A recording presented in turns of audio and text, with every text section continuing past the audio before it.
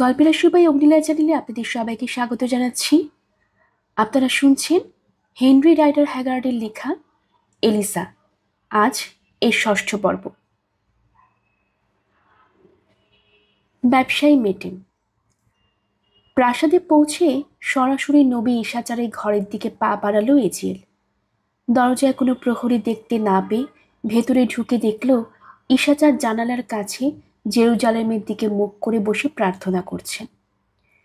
তিনি প্রার্থনায় এত মগ্ন যে প্রার্থনা শেষ হবার পর খেয়াল করলেন এজিএল তার ঘরের মাঝখানে দাঁড়িয়ে আছে। একটা ইশারা, ঐশী ইশারা পেয়েছি আমি, বললেন ঈশাচার। জেনেছি নতুন কোনো বিপদে পড়ছিলেন আপনি রাজপুত্র। সেটা কী ধরনের বিপদ জানতাম না, তবে বিপদ। সে কারণেই প্রার্থনা করতে বসি, যাতে আপনার কোনো ক্ষতি না হয়। ঈশাচারের হাতটা নিজের হাতে নিল এজিএল। ভক্তি ভরে বুকে জড়িয়ে ধরে বলল, সত্যি আমি বিপদে পড়েছিলাম বাবা। খুলে বলল সে কি ঘটেছিল। আমি কি আপনাকে বলিনি ওই দূতের দলের সঙ্গে না যেতে? বলেছিলেন। যাক ওসব, নিরাপদে ফিরতে পেরেছি আমি। আর এখন যা বলতে এসেছি সেটা শুনলে আপনি খুশি হবেন।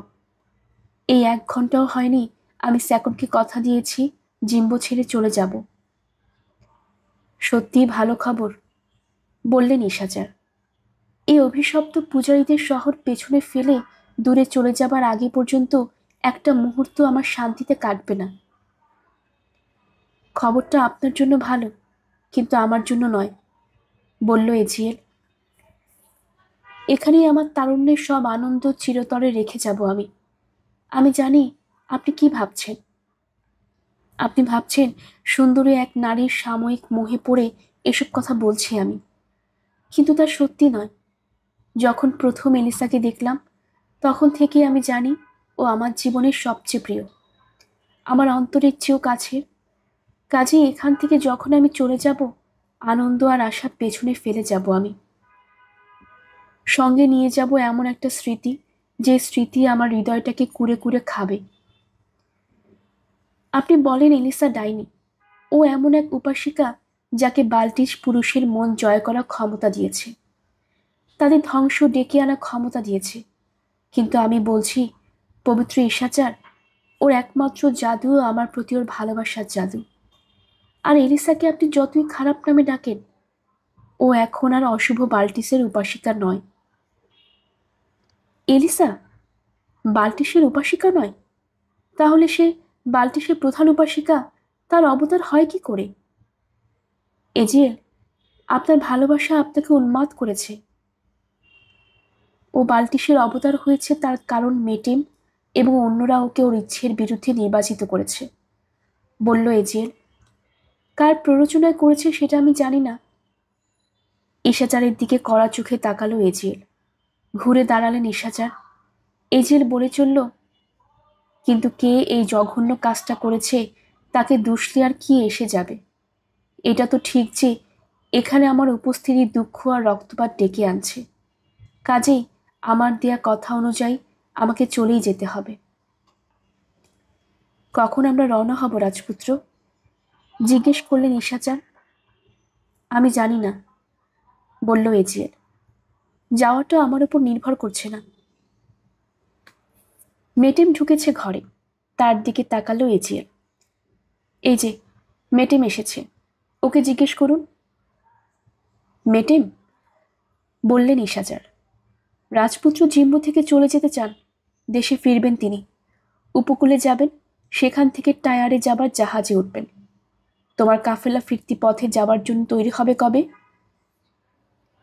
মেটেম বলল, স্যাগনের কাছে শুনলাম রাজপুত্রের সঙ্গে এই ব্যাপারে কথা হয়েছে তার। এখানে বিপদ ঘনিয়ে আসছে, কাজেই সুখবরটা পেয়ে খুশি হয়েছি। আপনি যেমন বলেছিলেন পবিত্র ঈশাচার, জিম্বোর ঠিক তেমন পরিণতি আর বেশি দূরে নয়। সবাই আতঙ্কিত, প্রত্যেকে চাইছে প্রতিবেশীর কাছে সম্পত্তি বেচে দিয়ে চলে যেতে। আমাদের কাফেলা কখন তৈরি হবে? আজ রাতের পরের রাতে। ওই রাতে যাত্রা শুরু করতে পারি আমরা।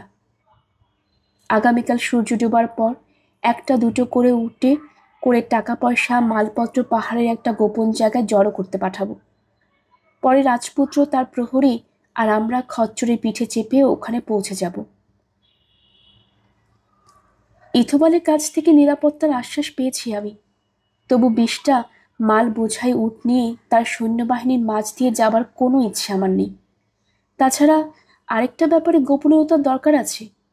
আমাদের যাওয়ার খবর যদি প্রকাশ পায়, তাহলে শহরের অর্ধেক লোক আমাদের সঙ্গে যেতে চাইবে। যা তুমি ভালো মনে করো, বললেন ইশাচা। তুমিই কাফেলার নেতা, তোমার উপরেই যাত্রাপথে রাজপুত্র এজিএলের নিরাপত্তার দায়িত্ব দেওয়া হয়েছে। আমি রওনা হবার জন্য তৈরি। যত তাড়াতাড়ি রওনা হবে তোমার উপর ততই খুশি হব আমি। ইশাচারের ঘর থেকে বেরিয়ে এজিএল মেটেমকে বলল, আমার সঙ্গে এসো, তোমার সঙ্গে কথা আছে। নিজের ঘরে পৌঁছে বলল, শীঘ্রই এই শহর ছেড়ে চলে যাব আমরা, তার আগে আমাকে বিদায় নিতে হবে। এলিসার কাছ থেকে? জিজ্ঞেস করল মেটেম। হ্যাঁ, আমি ওকে বিদায় জানিয়ে একটা চিঠি লিখতে চাই। সেটা নিজের হাতে তুমি ওর কাছে পৌঁছে দিতে পারবে? হয়তো ব্যবস্থা করে ফেলা যাবে রাজপুত্র, তবে তাতে খরচ হবে। আপনার কাছ থেকে কোনো টাকা আমি চাই না। আমার কাছে কিছু ছবি আছে বিক্রি করার মতো, সেগুলো বেচতে চাই। আমরা ব্যবসায়ীরা সবখানে জিনিস বিক্রি করতে যাই, এমনকি বাল্টিসের অবতার চাইলে তার ওখানে যেতেও আমাদের বিধিনিষেধ নেই। চিঠি লিখে ফেলুন, আমি ওটা নিয়ে যাব। তবে কাজটা করতে আমি খুব একটা স্বস্তি পাচ্ছি না। ধীরে সুস্থে যত্ন নিয়ে চিঠিটা লিখল এজিএল। তারপর ওটা মেটেমের হাতে দিল। ওটা নিয়ে আলখেল্লার ভেতর ঢুকিয়ে মেটেম বলল, আপনার চেহারা বিষণ্ণ দেখাচ্ছে রাজপুত্র, কিন্তু বিশ্বাস করুন, যা করছেন তা ঠিক কাজই করছেন। হয়তো তাই, জবাব দিল এজিএল। তবে কাজটা করার চেয়ে মরাও আমার ভালো ছিল। যারা আজ এই পরিস্থিতি সৃষ্টি করেছে তাদের উপর আমার অভিশাপ যেন পড়ে। এখন শোনো মেটেম, চিঠিটা নিজের হাতে এলিসাকে দেবে তুমি। ও যদি কোনো জবাব দেয় তাহলে সেটা নিয়ে আসবে আমার কাছে। বিশ্বাসঘাতকতা করো না। অন্য কেউ ওই চিঠির বদলে যা দেবে তার দ্বিগুণ দিতে রাজি আছি আমি। ভয় পাবেন না রাজপুত্র, নিচু গলায় বলল মেটেম। এ কাজটা আমি করব বন্ধুত্বের খাতিরে, টাকার জন্য নয়। ঝুঁকিটা একা আমার, লাভ ক্ষতি আপনার। 1 ঘন্টা পর দেবীর প্রাসাদের দরজায় দাঁড়িয়ে আছে মেটেম। প্রহরীদের বলছে, জিম্বোর প্রশাসকের কাছ থেকে অনুমতি নিয়ে তবেই এখানে এসেছে সে। অবতারের কাছে সোনা দিয়ে কারুকার্য করা পবিত্র কয়েকটা চিত্র সে বিক্রি করতে ইচ্ছুক। সামান্য পরেই তাকে জানানো হলো ভেতরে যাওয়ার অনুমতি দেওয়া হয়েছে। মন্দিরের প্রহরীরা তাকে সরু পথ ধরে পাহাড় দিয়ে নিয়ে চলল উপাসিকাদের ব্যক্তিগত ঘরগুলোর দিকে। লম্বা একটা নিচু হল ঘরে এলিসার দেখা পেল মেটেম। ঘরে কাঠের মিষ্টি গন্ধ, কলামগুলো সিডারের তৈরি, চারদিকে সোনার প্রাচুর্য। হলঘরের শেষ মাথায় একটা জানালার কাছে একা বসে আছে এলিসা। পরনে প্রধান উপাসিকার চাদরে প্রতিকৃতি এমব্রয়ডারি করা সাদা আলখেল্লা। তার অধীনে যেসব উপাসিকা আছে তাদের বেশিরভাগই ব্যস্ত সুদ সুতো নিয়ে। তবে কয়েকজন পরস্পরের কানে নিচু গলায় কথা বলছে। তারা আছে হলঘরের দরজার কাছে। ভেতরে ঢোকার সময় মাথা ঝুঁকিয়ে তাদের সম্মান দেখালো মেটেম। তাকে আটকে ফেলল উপাসিকারা। জানতে চাইল শহরের খবর আর কৌতুক, চাইল সোনার গহনা। বদলে দেবী যাতে ভালো করেন সেজন্য আশীর্বাদ করবে কথা দিচ্ছে। প্রত্যেকের প্রশ্নেরই স্বল্প কথায় উত্তর দিল মেটেম। তার কাছে বাল্টিসের উপাসিকারাও এমন কেউ নয় যে তাকে প্রভাবিত করতে পারবে। কথার ফাঁকে তার চোখে পড়ে থাকলো সেই একজনের দিকে, যে এসব গল্পগুজবে যোগ দিতে আসেনি। হালকা পাতলা এক মেয়ে সে, ঠোঁটগুলো চিকন। তাকে মেটেম চেনে। মেয়েটা আগের অবতারের মেয়ে মেসা। এলিসার প্রতিদ্বন্দ্বী ছিল সে অবতারে বেছে নেওয়ার সময়। মেটেম যখন হল ঘরে ঢুকলো তখন মেসা অন্যান্যদের থেকে খানিক দূরে থুতনির নিচে হাত রেখে একটা ক্যানভাসের টুলের উপর বসেছিল। তার চোখে খেলা করছিল শয়তানি দৃষ্টি। সম্মানের আসনে বসা এলিসার দিকে তাকিয়েছিল সে। চতুর ব্যবসায়ীকে ঢুকতে দেখে তার চেহারায় সামান্যতম পরিবর্তন এলো না। সে ভালো করেই জানে মেটিমি পরিকল্পনা করে ঘুষ দিয়ে তার মায়ের বদলে তার অবতার হওয়া ঠেকিয়ে দিয়েছে। ভয় পাওয়ার মতো একটা মেয়ে, ভাবল মেটেম। উপাসিকাদের হাত থেকে ছাড়া পেয়ে মেসাকে পাশ কাটিয়ে এগিয়ে গেল সে। পৌঁছে গেল হল ঘরের শেষ মাথায়। গালিচায় কপাল ঠেকিয়ে কুর্নিশ করল। উঠুন মেটেম, বলল এলিসা। কি এনেছেন দেখান। সূর্যাস্তের প্রার্থনার সময় হয়ে এলো। বেশিক্ষণ আপনার সঙ্গে কথা বলতে পারবো না আমি। উঠল মেটেম। ছবিগুলো দেখানোর সময় খেয়াল করল বিষণ্ণ দেখাচ্ছে এলিসাকে। চোখে কিসের যেন অজানা আশঙ্কা। দেবী, বলল মেটেম, আগামীকাল রাতে আমি এই শহর থেকে চলে যাচ্ছি। ভালো লাগছে বেঁচে ফিরতে পারবো ভেবে। চলে যাব বলেই আপনার কাছে বিক্রির জন্য নিয়ে এসেছি টায়ারের সুদক্ষ শিল্পীদের সৃষ্টি এইসব অপূর্ব ছবি। দেবীর উপাসনালয়ের জন্য হয়তো আপনি কিনতে চাইবেন এগুলো। আপনি একা চলে যাচ্ছেন? ফিসফিস করল এলিসা। না দেবী, একা না, পবিত্র ঈশাচারের সঙ্গে যাবেন। সেই সঙ্গে যাবেন রাজপুত্র এজিয়েল এবং তার প্রহরী দল। জিম্পোতে রাজপুত্রের উপস্থিতি আর চাওয়া হচ্ছে না। থামল মেটেম। এলিসাকে লক্ষ্য করছে। এলিসা বিচলিত হয়ে উঠছে দেখে নিচু গলায় বলল, বোকামি করবেন না। আপনার উপর চোখ রাখা হচ্ছে। আপনার জন্য আমি একটা চিঠি নিয়ে এসেছি। এবার জোর গলায় সে বলল, আপনি যদি ছবিগুলো আলোতে দেখেন তাহলে কখনই আপনার মনে হবে না এগুলোর দাম বেশি চাইছি।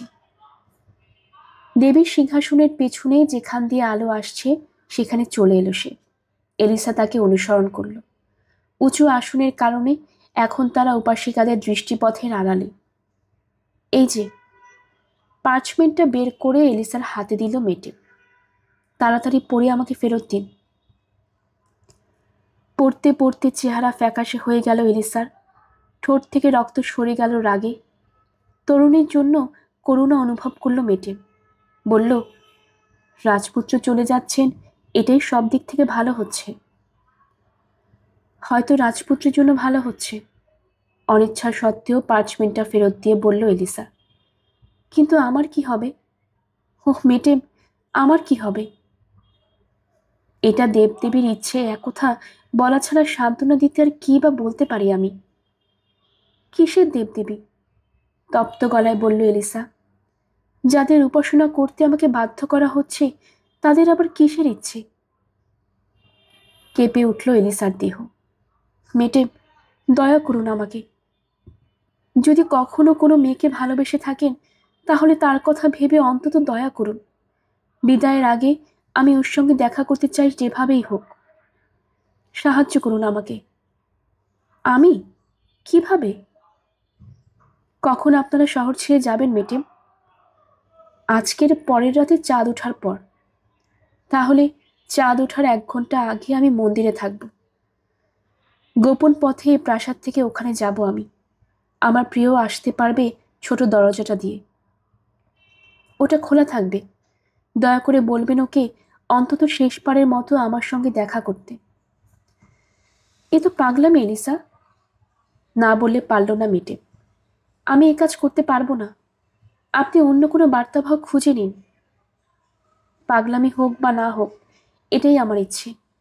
কিভাবে আমাকে এই পরিস্থিতিতে আপনি ঠেলে দিয়েছেন সেটা ভুলবেন না মেটেম। মনে রাখবেন, হাজার হলেও আমি এখন দেবীর অবতার। কোনো জবাবদিহিতা ছাড়াই যে কাউকে খুন করার অধিকার আছে আমার। আমি শপথ করে বলছি, ওকে যদি আমি দেখতে না পাই তাহলে আপনি এই শহর থেকে জীবিত বের হতে পারবেন না। একেবারে সরাসরি কথা বলেছেন, বলল মেটেম। কথায় যথেষ্ট চাতুরিও আছে দেখলাম। ঠিক আছে, টায়ারে বহু টাকা খরচ করে নিজের জন্য আমি একটা পাথরের সমাধি তৈরি করিয়েছি। চাই না ওটা বিক্রি হয়ে যাক আর তাতে অন্য লোক ঢুকে পড়ুক। তাই ঘটবে আমার কথা না শুনলে মেটেম। মনে রাখবেন, চাঁদ ওঠার 1 ঘন্টা আগে মন্দিরে এলের স্তম্ভের কাছে। এলিসার কথা শুনতে শুনতে চমকে উঠল মেটেম। তার তীক্ষ্ণ কানে একটা আওয়াজ ধরা পড়েছে। ওটা আমার স্বর্গের রানী। সিংহাসনে ঘুরে পা বাড়িয়ে জোর গলায় বলে উঠল সে, আপনি সত্যি দরদাম খুব ভালো বোঝেন। যদি আপনার মতো করে অনেকেই দরদাম করত, তাহলে গরিব ব্যবসায়ীদের আর খেয়ে পড়ে বেঁচে থাকতে হতো না। মেসাকে দেখালো সে, এই যে, ইনি জানেন অমূল্য এসব শিল্পের মূল্য। মেয়েটা সিংহাসনে 5 ফুট দূরে 2 হাত বুকে ভাঁজ করে মেঝের দিকে চেয়ে দাঁড়িয়ে আছে। নিয়ম অনুযায়ী দেবীর সিংহাসনের এর চেয়ে বেশি কাছে তার আসার নিয়ম নেই। পবিত্র উপাসিকা, তাকে উদ্দেশ্য করে বলল মেয়েটি, আপনি নিশ্চয়ই আমার বলা দাম শুনেছেন। বলুন, বেশি চেয়েছি আমি? আমি কিছু শুনিনি, বলল মেসা। কেবল এখানে এসে দাঁড়িয়েছি পবিত্র দেবীকে জানাতে যে সন্ধ্যের প্রার্থনার সময় হয়েছে। আর আমি কিনা অমূল্য সময় নষ্ট করছি, বলল মেটেন বিনীত গলায়। আর বেশি সময় আমি নেব না।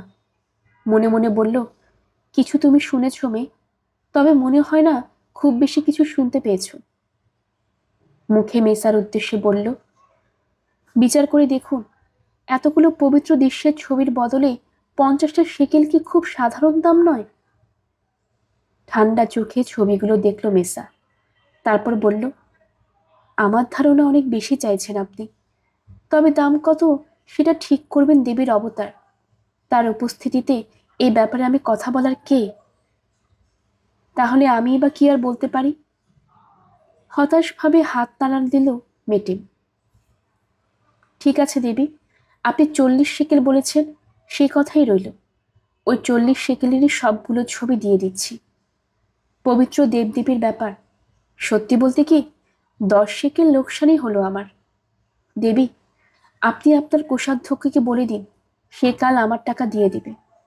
তাহলে বিদায় দেবী। গালিচায় কপাল ঠেকিয়ে কুর্নিশ করল মেটে। এলিসার আলখেল্লার নিচের প্রান্তে চুমু খেল। আস্তে করে মাথা দুলিয়ে সম্মান গ্রহণ করল এলিসা। মেটে মুহূর্তেই দুজনের চোখ এক হলো। নীরব এলিসার দৃষ্টি স্পষ্ট সতর্কবাণী চিনতে ভুল হলো না চতুর ব্যবসায়ী। যেন সে বলছে, কি বলেছি মনে রাখবে। 10 মিনিট পর রাজপুত্র এজেলের ঘর। মেটে মাত্র এসে ঢুকলো ঘরে। চিঠি দেখে ও কি বলল? মেটেমকে দেখে প্রায় লাফ দিয়ে দাঁড়িয়ে জানতে চাইল এজেল। অস্থিরতা বাদ মানছে না তার। সব কজন দেবদেবীর দোহাই, এত জোরে কথা বলবেন না। পেছনের দরজাটা বন্ধ করে দিল মেটেম। একবার যদি টায়ারে ফিরতে পারি, তাহলে সবগুলো মন্দিরে আমি সৎকা দেব। একটা দেবতা এই মহাবিপদ থেকে আমাকে রক্ষা করতে পারবেন না। সবকটা সাহায্য দরকার হবে। কি জানতে চান আপনি রাজপুত্র? দেবী এলিসার সঙ্গে দেখা হয়েছে কিনা? হ্যাঁ, দেখা হয়েছে। জানেন, আপনি যাকে নিরীহ হরিণী বা প্রাণের ঘুঘু মনে করেন, সে আমাকে কি হুমকি দিয়েছে? খুন করার হুমকি। তার পাগলামি অনুযায়ী না চললে মরতে হবে আমাকে। তার চেয়েও বড় কথা, সত্যি সে যা বলেছে তা করবে। বাল্টিসের অবতার হিসেবে যে কাউকে খুন করার সাধ্য এখন আছে তার। সে যদি মানুষের জীবন নেয়, তাহলেও তাকে কারো কাছে জবাবদিহি করতে হবে না। আমি যদি তার কথা মতো কাজ না করি, তাহলে আপনাদের ভালোবাসার ব্যাপার স্যাপারে জড়ানোর পুরস্কার হিসেবে মরতে হবে আমাকে। মেটেম থামছে না দেখে অধৈর্য এজিয়েল বলল, বকবক না করে বলো, কে বলেছে? বলেছে? কি বলেছে বলে মনে করেন আপনি রাজপুত্র? বলেছে বিদায় নেওয়ার জন্য শহর ছেড়ে যাওয়ার 1 ঘন্টা আগে সে আপনার সঙ্গে দেখা করতে চায়। এটা স্রেফ পাগলামি। শুনুন তাহলে কিভাবে। দেবী প্রাসাদে যা ঘটেছে বর্ণনা করল মেটে। এবার জিজ্ঞেস করল, এখন আপনি কি ঝুঁকিটা নিতে তৈরি রাজপুত্র? যদি না নেই, তাহলে আমি কাপুরুষ হিসেবে বিবেচিত হব, জবাব দিল এজিয়েল। নারীর তুলনায় অনেক বেশি ঝুঁকি নিচ্ছে এলিসা। আর আমি কাপুরুষ বলে চাইছি আপনি যান, বলল মেটে। কিন্তু পবিত্র ঈশাচার কি বলবেন? আপনাদের এই দেখা হওয়াটা গোপনে থাকবে না। এক মুহূর্ত চিন্তা করলো এজিয়েল, তারপর বলল, যাও, তাকে এখানে নিয়ে এসো। বেরিয়ে গেল মেটে। একটু পর নবী ঈশাচারকে নিয়ে ফিরল। কি ঘটেছে কিছুই না লুকিয়ে তাকে খুলে বলল এজিএল। নীরবে শুনলেন ঈশাচার। এজিএল আর মেটেমের কথা শেষ হওয়ার পর বললেন, রাজপুত্র, আপনাকে ধন্যবাদ যে অন্তত আমার কাছে কিছু গোপন করেননি। আমি কথা না বাড়িয়ে বলবো, এই কাঁচা পরিকল্পনা আপনি মাথা থেকে ঝেড়ে ফেলে দিন। কষ্ট পেতে হবে তা না হলে মৃত্যু ঘটতে পারে আপনার। যাবেন আপনি, মাঝখান থেকে বলল মেটে, নইলে ওই মেয়ে আমাকে খুন করবে। ভয় করো না, হাসলো এজিএল। ঈশাচারের দিকে তাকালো। ঈশাচার, আমাকে যেতেই হবে, নইলে। নইলে কি রাজপুত্র? নইলে আমি শহর ছেড়ে যাব না। এটা সত্যি যে স্যাকন ইচ্ছে করলে আমাকে বের করে দিতে পারেন, কিন্তু তিনি বের করতে পারবেন একটা লাশকে। না ঈশাচার, আর কিছু বলবেন না। আমার পক্ষে এখন আর আপনার কথা শোনা সম্ভব হবে না। এলিসা যখন চেয়েছে দেখা করতে, এই শেষবারের মতো আমি ওর সঙ্গে দেখা করবই। দেখা করব প্রেমিক তার প্রেমিকার সঙ্গে দেখা করছে ভেবে নয়, দেখা করব এমন একজন মানুষ হিসেবে যাকে চিরতরে দূরে সরে যেতে হচ্ছে। ঈশাচার বললেন, তাই যদি হয় রাজপুত্র, যদি আপনি সত্যিই যান, তাহলে আমাকেও যাবার অনুমতি দেবেন কি? যদি যেতে চান আপনি ঈশাচার, তো বাধা দেব না, কিন্তু বলে রাখছি, ওখানে বিপদ হতে পারে। বিপদ? বিপদে আমার কিসের ভয়? যা হবার তা হবেই। ঠিক আছে, তাহলে এই কথাই রইল, আমরা ওখানে একসঙ্গেই যাব। তারপর কি ঘটবে তা জানি না। চুক্তি। দুটো দিন যেন ঝড়ের বেগে উড়ে চলে গেল। নির্ধারিত দিনে নির্ধারিত সময়ে কালো পোশাক পরা এজিএল, মেটেম আর ঈশাচার চললেন মন্দিরের ছোট দরজাটার দিকে। মাঝরাত হয়ে গেছে প্রায়, তারপরে শহরে এখনো লোক চলাচল থামেনি। তার প্রধান কারণ, সন্ধ্যায় খবর এসেছে 10,000 যোদ্ধা নিয়ে শহরের দিকে এগিয়ে আসছে ইথোবাদ। আগামী 2-1 দিনের মধ্যেই নাকি জিম্বো অবরোধ করা হবে। রাত যতই হোক, উপদেষ্টা মণ্ডলীকে নিজের প্রাসাদে নিরাপত্তামূলক আলোচনার জন্য ডেকেছেন স্যাকন। রাস্তায় এখানে ওখানে মানুষের জটলা, তারা উদ্বিগ্ন হয়ে নিজেদের ভেতর আলাপ করছে। কামারশালাগুলো থেকে ভেসে আসছে অস্ত্র তৈরির ঠং ঠং ধাতব শব্দ। রাস্তায় টহল দিচ্ছে সৈন্যের দল। শুকনো মাংস আর শস্য ভরা বস্তা পিঠে তুলে নিয়ে যাওয়া হলো খচ্চরের দল। এক মহিলা বুক চাপড়ে কাঁদছে। তার 3 ছেলেকে প্রতিরক্ষার কাজে যোগ দিতে হয়েছে। 2জনকে তীরন্দাজ হিসেবে, আর 1জন পাথর বয়ে নিয়ে দেয়াল পোক্ত করবে। এসবের মাঝ দিয়ে মন্দিরে ঢোকার ছোট দরজাটার কাছে পৌঁছে গেল এজিএল, মেটেম আর ঈশাচার। দরজায় ধাক্কা দিয়ে মেটেম ফিসফিস করে বলল, কথা রেখেছেন এলিসা, দরজাটা খোলা, যান ভেতরে ঢুকুন ঈশাচার রাজপুত্র। তুমি সঙ্গে আসবে না? জিজ্ঞেস করলেন ঈশাচার। না, এই ধরনের অভিযানের জন্য অনেক বেশি বুড়ো হয়ে গেছি আমি। শুনুন, আমি যাচ্ছি যাত্রার প্রস্তুতি নিতে। 1 ঘন্টা পর প্রাসাদের ছোট দরজার খচ্চর নিয়ে তৈরি থাকবে রাজপুত্রের প্রহরী দল। এই অভিশপ্ত শহর ছেড়ে উটগুলোর কাছে পৌঁছতে 1 দিন লাগবে আমাদের। আপনারা কি দরজার কাছে আসবেন? মত পাল্টে ফেলল ব্যবসায়ী। না, তার চেয়ে ভালো হবে আমি আপনাদের আনতে আপনাদের ঘরে গেলে। দয়া করে দেরি করবেন না, যে কোনো সময় মারাত্মক বিপদ ঘটে যেতে পারে। দেখা শেষে চোখ মুছে নেওয়ার পর রাজপুত্রের আর দেরি করার দরকার পড়বে না আশা করি। স্যাকনের কাছ থেকে আনুষ্ঠানিক বিদায় তো নেওয়া হয়েই গেছে। যান, কোনো পুরোহিতের সঙ্গে দেখা হবার আগেই কাজ সেরে ফিরে আসুন। প্রার্থনা করি আস্ত যাতে বের হতে পারেন। কি একটা দৃশ্য! নবী ঈশাচার আর ইসরায়েলের পুত্র দেবীর মন্দিরে যাচ্ছেন নিশিরাতে দেবীর অবতারের সঙ্গে চুক্তি অনুযায়ী দেখা করতে। ঘুরে দাঁড়িয়ে রওনা হয়ে গেল মেটেম। দরজা পার হয়ে ঘোরানো পেঁচানো পাথরের সরু পথ ঘুরে ধরে এগিয়ে চলল এজিএল।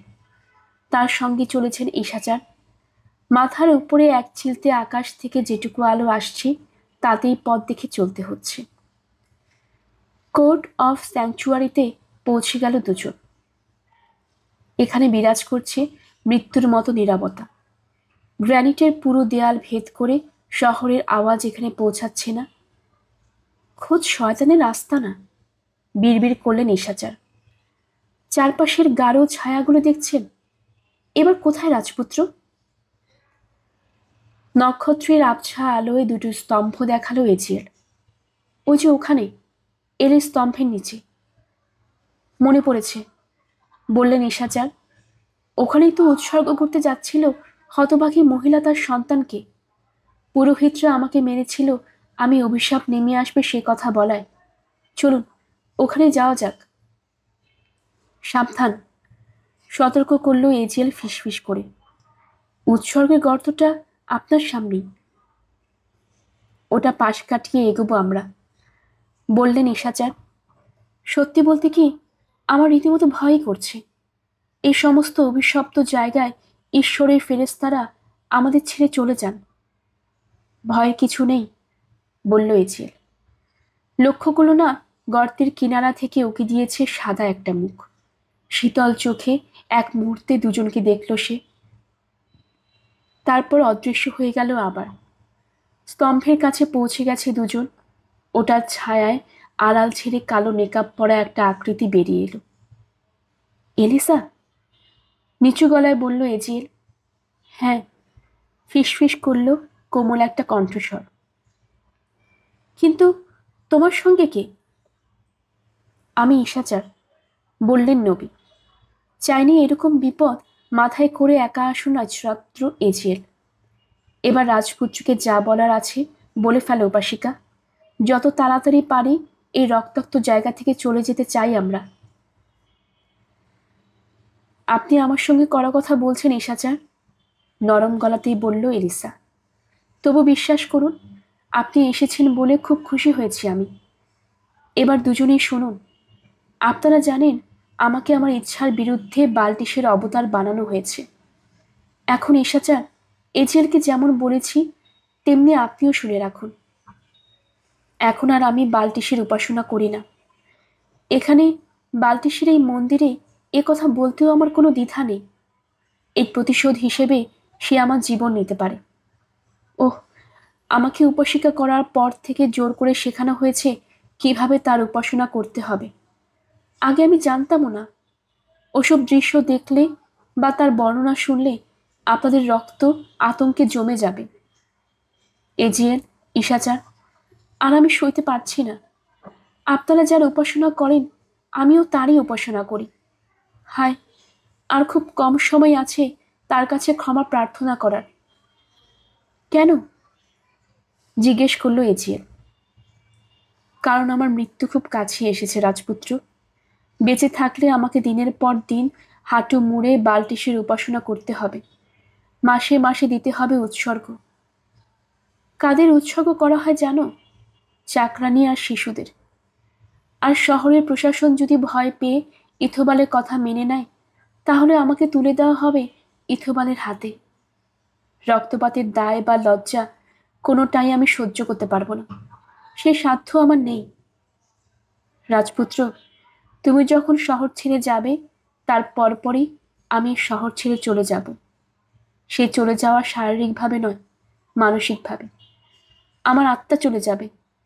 সে কারণেই রাজপুত্র, আমি বিদায়ের এই লগ্নে তোমার সঙ্গে কথা বলতে চেয়েছি, যাতে তুমি আমার শেষ সম্বন্ধে সত্যি কথাটা জানতে পারো।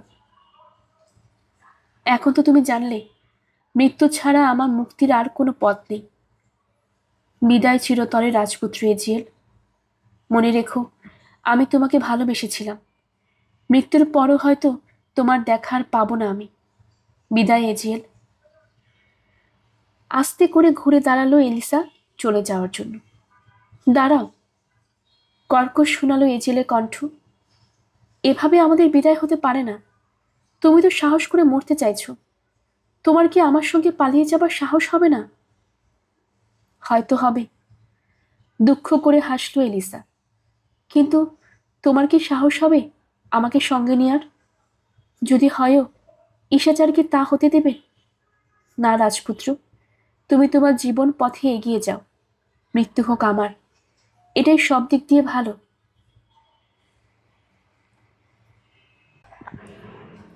তুমি আমার সঙ্গে যাবে কি যাবে না সে ব্যাপারে ঈশাচার নন, সিদ্ধান্ত নেওয়ার মালিক আমি, বলল এজিল। এটা সত্যি যে চাইলে তিনি এলে পুরোহিতদের সতর্ক করে দিতে পারেন, সেটা তার ইচ্ছে। এবার শোনো এলিসা, হয় তুমি আমার সঙ্গে এই শহর ছেড়ে যাবে, নয়তো আমি বয়ে যাব এই শহরে। ঈশাচারের দিকে তাকালো এজিল। আপনি আমার কথা শুনেছেন ঈশাচার? শুনেছি, বললেন ঈশাচার। তবে আপনি আমাকে উদ্দেশ্য করে আরো কিছু করার কথা বলার আগে আমার বক্তব্য শুনে নিন। আত্মহত্যা মস্ত অপরাধ, তবু আমি আমার সামনে দাঁড়ানো এই মেয়েকে সম্মান করি। বালটিসের উপাসনা করতে গিয়ে অন্যের রক্তে হাত রাঙানোর চেয়ে আত্মহত্যাও ভালো। তাছাড়া এলিসা এই মন্দিরের কুপ্রভাব কাটিয়ে সত্যের সন্ধান পেয়েছে। কাজেই আমি বলি, এলিসা যদি আমাদের সঙ্গে আসে আর আমরা যদি তাকে নিয়ে চলে যেতে পারি, তাহলে আসুক নাও আমাদের সঙ্গে। তবে আমাকে কথা দিতে হবে এজিএল, আপনার দাদা রাজা সলোমন এই কাহিনী শোনার আগে এলিসাকে আপনি নিজের স্ত্রী হিসেবে গ্রহণ করতে পারবেন না। এ ব্যাপারে আমি কথা দিতে পারি, বলল এলিসা। তুমি রাজি এজিএল? ঠিক আছে ঈশাচার, আমি রাজি। আমি আপনার কথা বিশ্বাস করলাম, বললেন ঈশাচার। এখন শোনো এলিসা, যদি আসতে চাও আমাদের সঙ্গে, তাহলে আমরা এক্ষুনি এখান থেকে চলে যাব। আমি তৈরি, বলল এলিসা। সময়টা এখন নিরাপদ, ভোরের আগে পর্যন্ত আমাকে খোঁজা হবে না। মন্দির থেকে বেরিয়ে এলো তিনজন, নিরাপদে পৌঁছে গেল এজেলের কক্ষে। তিনজনেরই অন্তরে খুশি অনুভব করার কথা, কিন্তু ভবিষ্যতের দুঃখের বোঝা যেন তাদের হৃদয়টা ভারী করে রাখল। আতঙ্ক বোধ করত তারা, যদি জানতো তারা মন্দির থেকে বেরিয়ে প্রাসাদের দরজা দিয়ে ঢোকার পরপরই সাদা চেহারার একটা মেয়ে মৃত্যুকূপ থেকে উঠে তীরের বেগে ছুটেছে এলের পুরোহিতের বাসস্থানের দিকে। এজেলের ঘরে মেটেমকে দেখতে পেল সবাই। তাদের ঘরে ঢুকতে দেখে মেটেম বলল, খুশি হলাম নিরাপদে ফিরতে পেরেছেন দেখে, আশঙ্কা জাগছিল মনে। এজেল আর ঈশাচারের পেছনে কালো মেকআপ পরা এলিসাকে দেখে জিজ্ঞেস করল, ইনি কে? আরে, বালটিসের অবতার এলিসা দেখছি। আমাদের যাত্রায় বালটিসু সঙ্গী হবেন নাকি? হ্যাঁ, সংক্ষেপে উত্তর দিল এজিএল। তাহলে একদিকে আমাদের সঙ্গে আছেন পবিত্র ঈশাচার, আরেকদিকে আছেন স্বয়ং দেবী বালটিস। আমাদের আর চিন্তা কি? এলিসার দিকে তাকালো মেটে। জানতে পারে কি যাওয়ার আগে আপনার সম্মানিত বাবার কাছ থেকে বিদায় নিয়েছেন না? জ্বালাবেন না, মৃদু স্বরে বলল এলিসা। জ্বালানোর তো ইচ্ছে নেই, বলল মেটে। কিন্তু আপনি বোধহয় ভুলে গেছেন, দুদিন আগেই আপনি আমাকে হত্যার হুমকি দিয়েছিলেন। যাই হোক, আপনার যাত্রাটা বিদায় নেওয়ার তুলনায় একটু বেশি তাড়াহুড়ো করে হয়ে যাচ্ছে। তবে কপাল ভালো, এরকমটা ঘটতে পেরে ভেবে বাড়তি খচ্চরের ব্যবস্থা করে রেখেছি আমি। কাজেই দেখা যাচ্ছে মুখে যাই বলি না কেন, বাস্তবের লোকটা আমি অত খারাপ নই। আমি যাচ্ছি সব ঠিক আছে কিনা দেখতে। আপনারা বরং খেয়ে নিন, একটু পরেই আপনাদের নিতে আসবো আমি। মেটেম চলে যাওয়ার পর খেতে বসলো ওরা। ভারী হয়ে আছে মনটা, রুচি নেই কারো, তেমন কিছু মুখে দিতে পারল না কেউ। একটু পরে ওরা শুনতে পেল প্রাসাদের দরজার কাছে উত্তেজিত স্বরে কথা বলছে মানুষ। মেটেম আর ওর খচ্চর, বলল এজিএল। তাহলেই ভালো, মন্তব্য করলো এলিসা। নীরবতা নামলো আবার। তার কিছুক্ষণ পর তিনজনকে চমকে দিয়ে ঘরের দরজায় জোরালো ধাক্কার আওয়াজ হলো। ওঠা যাক, বলল এজিএল। মেটেম এসেছে। না না, বলে উঠল এলিসা, মেটেম নয়। ওর কথা শেষ হতে না হতেই প্রচণ্ড আঘাতে ভেঙে পড়ল দরজাটা। ভেতরে ঢুকলো একদল সশস্ত্র পুরোহিত। তাদের সামনে রয়েছে সাদিত, তার পাশে তার মেয়ে মেসা। জ্বলন্ত কয়লার মতো চোখ দুটো যেন জ্বলছে তার। আমি বলিনি, তীক্ষ্ণ কণ্ঠে বলল মেয়েটা। আঙ্গুল তুলে এজিএল এলিসার ঈশাচারকে দেখালো। বন্দি করা হোক বাল্টিসের অবতার, তার প্রেমিক আর ওই মিথ্যে ধর্মের প্রচারককে। ওই লোকটা আমাদের শহরের ওপর অভিশাপ দিয়েছে। ঠিক খবরে দিয়েছ তুমি আমাদের মেসা, বলল সাদিত। প্রথমে বিশ্বাস করিনি বলে আমরা দুঃখিত। রাগে থমথম করছে লোকটার চেহারা। এবার নির্দেশ দিল, নিয়ে যাও এদের।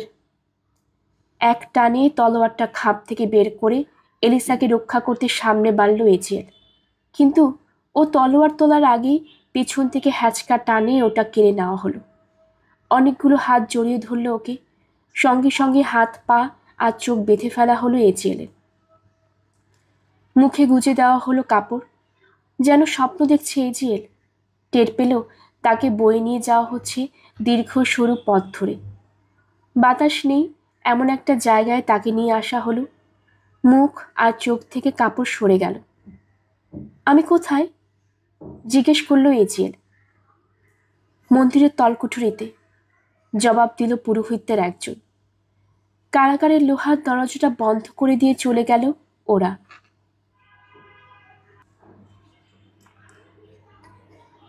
গল্পের সবাই অগ্নিলা চ্যানেলে আপনারা শুনছিলেন হেনরি রাইডার হ্যাগার্ডের লেখা এলিসা। আসছিল এর 6ষ্ঠ পর্ব। আপনারা যারা নতুন আমাদের চ্যানেলটি শুনছেন, কাইন্ডলি চ্যানেলটি সাবস্ক্রাইব করে নেবেন। আশেপাশে যারা আছেন তাদের সবাইকে জানিয়ে দেবেন। পরবর্তী পর্ব শোনার জন্য আপনাদের সবাইকে আমন্ত্রণ জানানো হলো। সবাই ভালো থাকবেন। ধন্যবাদ।